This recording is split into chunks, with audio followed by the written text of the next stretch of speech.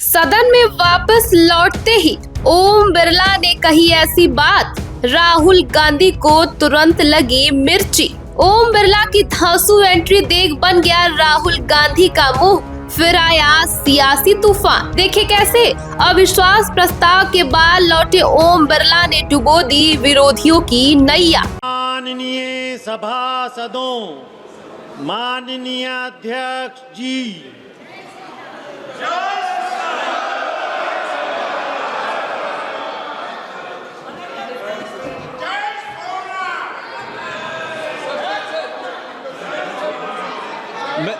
मैं व्यवस्था दूंगा।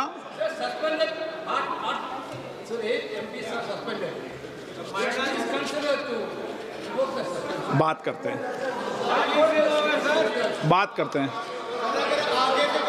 नहीं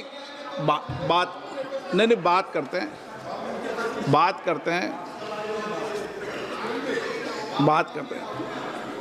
माननीय सदस्यगण, स्वतंत्र भारत के संसदीय इतिहास में तीसरी बार लोकसभा अध्यक्ष के विरुद्ध अविश्वास के प्रस्ताव के संकल्प पर सदन में 2 दिन माननीय सदस्यों ने 12 घंटे से अधिक चर्चा रही। मैंने रेजोल्यूशन मूव किया था, मुझे बोलने को नहीं मिला सर। और सबसे अधिक चर्चा रही ताकि सभी मान्य सदस्यों के विचार, तर्क और चिंताएं सदन के समक्ष आ सके। प्रतिपक्ष के मान्य सदस्यों ने विपक्ष की आवाज़ दबाने और निष्पक्षता के अभाव की बात कही। मान्य सदस्यों ने आसन की निष्पक्षता, सदन की कार्यकुशलता एवं भारत की संसद की वैश्विक उपलब्धियों की बात की। वहीं मान्य सदस्यों ने हमारे संसदीय लोकतंत्र की व्याख्या की एवं सदन की गरिमापूर्ण परंपराओं, नियमों और प्रक्रियाओं पर अपना दृष्टिकोण रखा। माननीय सदस्यगण, ये सदन भारत के 140 करोड़ नागरिकों की संप्रभु इच्छा का प्रतिनिधित्व करता है। यहाँ उपस्थित प्रत्येक सदस्य लाखों नागरिकों के जनादेश को लेकर आते हैं और हर माननीय सदस्य नागरिकों की समस्याओं, अभावों, कठिनाइयों को दूर करने तथा उनकी अपेक्षाएं, आकांक्षाओं, उम्मीदों को पूर्ण करने की आशा भी साथ लेकर आता है। मैंने हमेशा यह प्रयास किया कि सदन के अंदर प्रत्येक माननीय सदस्य नियमों और प्रक्रियाओं के तहत विषय मुद्दों पर अपने विचार व्यक्त करें।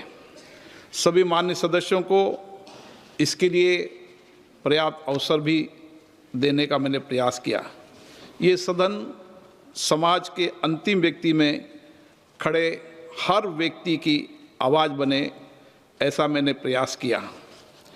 मैंने निरंतर प्रयास किया कि मैं उन माननीय सदस्यों को सदन की कार्रवाई में हिस्सा लेने के लिए प्रेरित करूं, जो या तो संकोच करते हैं या नहीं बोलते हैं। मैंने दोनों कार्यकाल में समय समय पर जो भी माननीय सदस्यों ने विचार नहीं किया, मैंने चैम्बर में बुलाकर उनको आग्रहपूर्वक किया कि वह सदन में अपनी बात रखें, अपनी क्षेत्र की आवाज़ को रखें, क्योंकि सदन में बोलने से लोकतंत्र का संकल्प मजबूत होता है, सरकार की जवाबदेही भी तय होती है। ये सदन विचारों का, चर्चा का जीवंत मंच रहा है। हमारे संसदीय लोकतंत्र में सहमति असहमति की महान परंपरा हमेशा से रही है। माननीय सदस्यगण, जब हमारे संविधान निर्माताओं ने स्वतंत्र भारत के लिए संविधान का निर्माण किया, तब उन्होंने गहन विमर्श और अनुभव के आधार पर संसदीय लोकतंत्र की व्यवस्था को अपनाया और आज दुनिया के अंदर संसदीय लोकतंत्र की व्यवस्था ही शासन चलाने की सर्वश्रेष्ठ पद्धति है। इस व्यवस्था में संसद केवल कानून बनाने का मंच न होकर राष्ट्र की लोकतांत्रिक चेतना का केंद्र बिंदु भी है। भारतीय संविधान के आर्टिकल 93 में अध्यक्ष के निर्वाचन का प्रावधान है। मुझे इस पावन सदन ने दूसरी बार अध्यक्ष पद का दायित्व और अवसर दिया। मैंने हमेशा ये प्रयास किया कि सदन की कार्रवाई निष्पक्षता, अनुशासन, संतुलन और नियमों के साथ संचालित हो। सदन में सभी को साथ लेकर सामंजस्य से व्यवस्था एवं कार्यकुशलता बनाए रखने के लिए मैंने मेरे दायित्व को निभाया।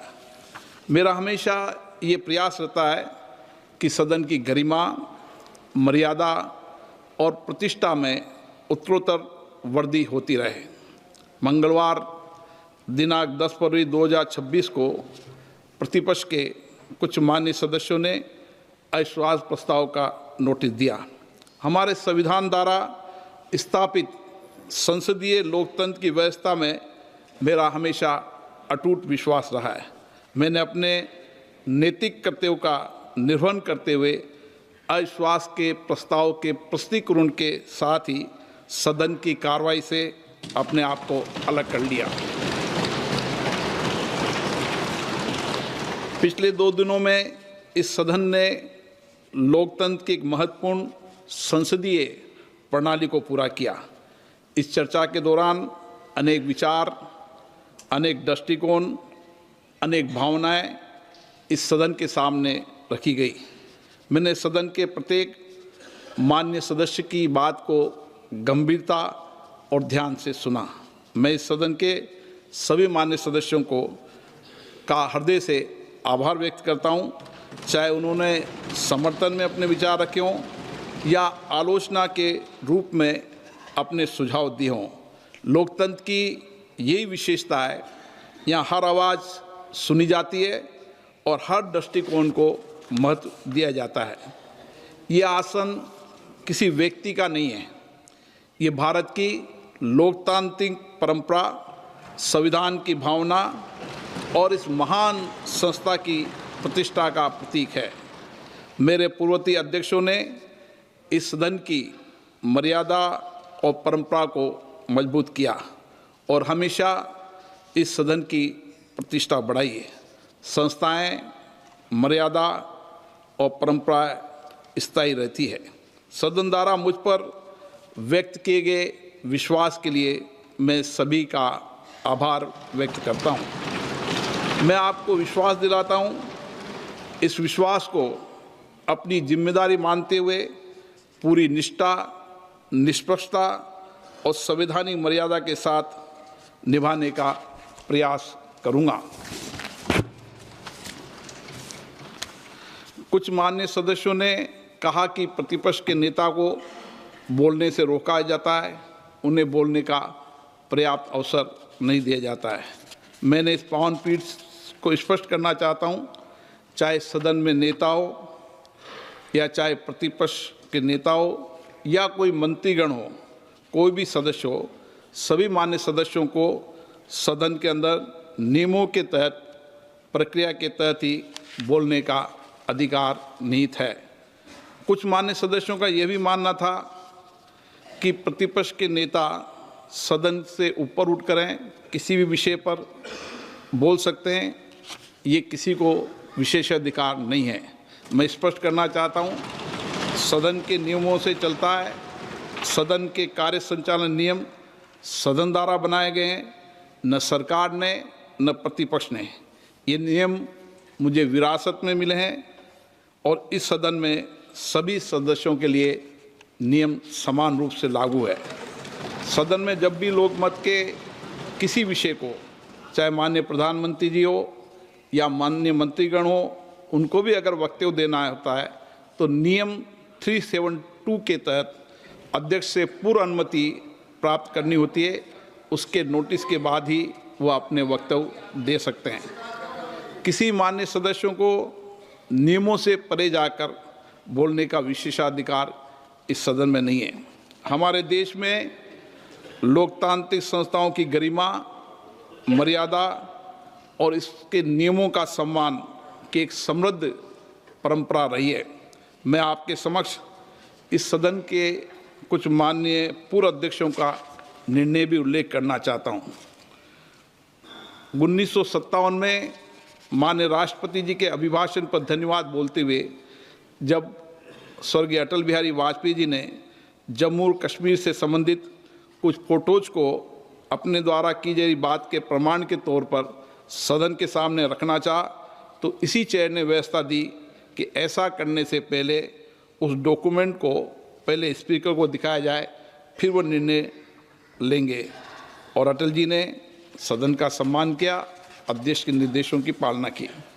1 मार्च 1958 को जब माननीय सदस्य श्रीमती रेणु चक्रवर्ती ने किसी एक गैर सरकारी दस्तावेज को सदन के पटल पर रखना चाहा, तो चेयर के द्वारा ये कहकर नामंजूर कर दिया कि स्पीकर के बिना दिखाए आप सभा पटल पर ये पत्र नहीं रख सकते।